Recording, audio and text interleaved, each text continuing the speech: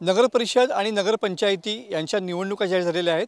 अशातच रत्नागिरीचे दक्षिण भाजपचे जिल्हाध्यक्ष राजेश सावंत यांनी आपल्या पदाचा राजीनामा आज दिलेला आहे।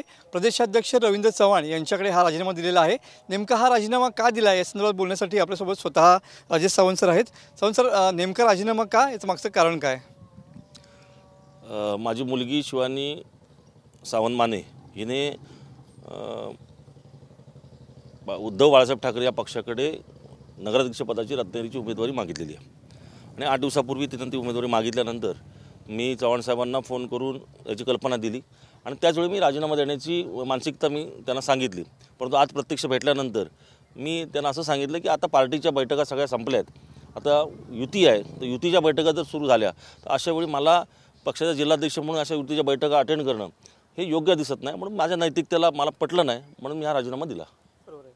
मुलगी लग्न होऊन गेली, आता ती नगराध्यक्षपदासाठी विरोधी पक्षामधून उभी राहते, म्हणून एका वडिलांनी या ठिकाणी राजीनामा देणं खऱ्या अर्थानं ही एक भावनिक गुंतागुंतसुद्धा या ठिकाणी पाहायला मिळते। पक्ष वेगळा आणि नातं वेगळं, अशातच हा निर्णयाची कितपत दबाव होत आहे, काय सांगाल?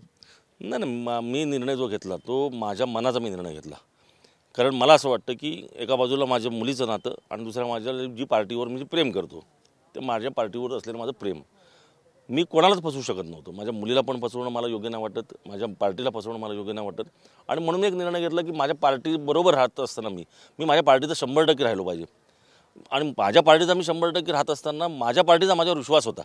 पण आता महायुती होण्याची शक्यता आहे, अशा वेळी इतर पक्षातले जे महायुतीचे घटक पक्ष असतील त्यांनी कितपत माझ्यावर विश्वास ठेवावा हा पण प्रश्न येतो। समजा त्यांची लढाई जर माझ्या मुलीच्या विरोधात असेल तर त्या गोष्टीचा अनेक गोष्टीचे अनर्थ होऊ शकतात आणि त्याच्यामुळे एक नैतिकता असते माणसाची। शेवटी राजकारणामध्ये आपण कुठेतरी पदावर नुसतं राहण्यापेक्षा त्या पदाची पण किंमत ठेवली पाहिजे। उद्या भारतीय जनता पार्टीचा जिल्हाध्यक्ष हा महायुतीच्या बैठकीला बसतो पण त्याची मुलगी महाविकास आघाडीकडून उभी आहे, असं जे काय होऊ शकतं आणि त्याच्यामुळे मला असं वाटतं की पद हे फार मोठं आहे आणि त्याच्यामुळे आपण अशा ह्या पदाला आपण चुकीचा कुठेतरी अर्थ राहील असं करू नये, म्हणून भारतीय जनता पार्टी ही माझ्या दृष्टीने फार मोठी पार्टी आहे आणि माझ्यावर विश्वास चव्हाण साहेबांचा, रवींद्र चव्हाण साहेबांचा आहे, नारायण राणे साहेबांचा आहे आणि मग मी कार्यकर्ता म्हणून काम करत होतो आणि आजही करत राहणार। राजकारणाच्या पलीकडे जाऊन एका वडिलांनी मुलीसाठी आपलं नातं सर्वात श्रेष्ठ असं दाखवलं आहे, कदाचित हे उदाहरण असेल याचं हे उदाहरण। मला असं वाटतं की वडील आणि मुलगी हे नातं फार वेगळंच असतं, त्याला बाकी काय कुठलेच पर्याय नाहीत।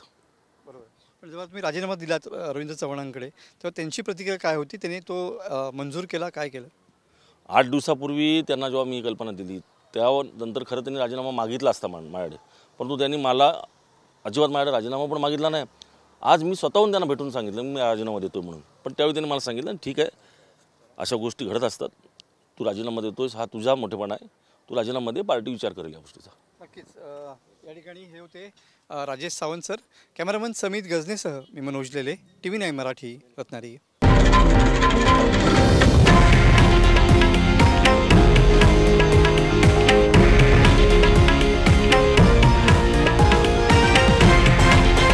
हे आहे देशातील नंबर 1 न्यूज नेटवर्क आणि आपण पाहत आहात TV9 मराठी, एकमेव।